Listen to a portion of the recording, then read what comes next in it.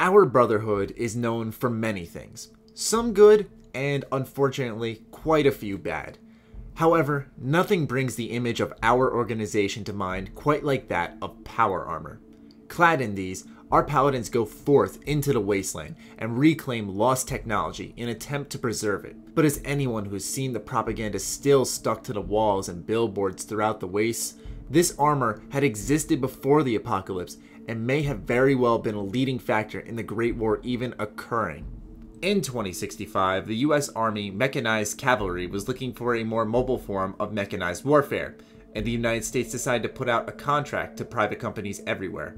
Whomever was able to come up with a new design of mechanized armor that could be worn by the average soldier would be contracted out by the US government. For 2 years, private defense contractors produced prototypes. All of them failed due to the lack of a sufficient power source. It was not until the unveiling of the world's first microfusion cell by the company West-Tek that the first functioning suit of power armor would be created, the T-45D. However, almost a decade later, West-Tek found its services needed once again. Emboldened by the power of T-45D suits, the US military had pushed into China and was now bogged down on the Chinese mainland. The years of battle had led to the Chinese finding ways to counter the power armor, and the advance had come to a standstill. Thus, the necessity of a new and improved set of power armor had led to the release of the T-51B power armor, the pinnacle of pre-war technology in 2076. Fixing the energy efficiency of the previous model by including an internal microfusion cell, as well as making them much more damage resistant, meant that they were just what the United States needed to push through the Chinese defenses. At the same time, the suits were also used for a more sinister purpose.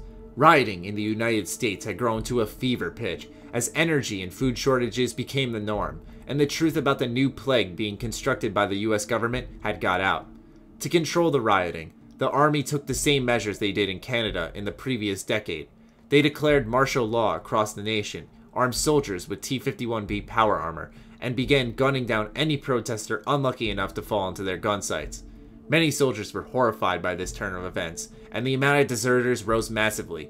Those captured were thrown into military prison, used as FEV subjects in the following months. During this time, the researchers at West-Tek's Advanced Weapons Lab had been experimenting with various prototypes of the power armor, including the M47A power armor, which featured a medical AI program designed to treat an injured user.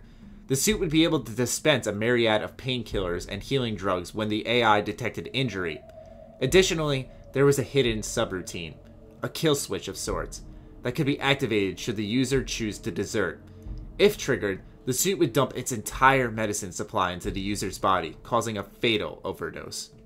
However, the suit never went into production as the Great War put an end to any technological advancement. The T-51B stood as the pinnacle of wartime engineering, something our soldiers utilize to this very day. The Enclave have tried several times to modify the existing power armor, but outside of superficial upgrades, the status quo has yet to be challenged. Rumors persist that West-Tek had created a new suit of power armor, the T-60 variant. It is said to have been much larger than the T-51B and much more tank-like than its predecessor, with an internal heads-up display and even a jetpack. Apparently, there was only a few prototypes that were given to soldiers in Boston just days before the bombs fell, but if so, they are lost to time.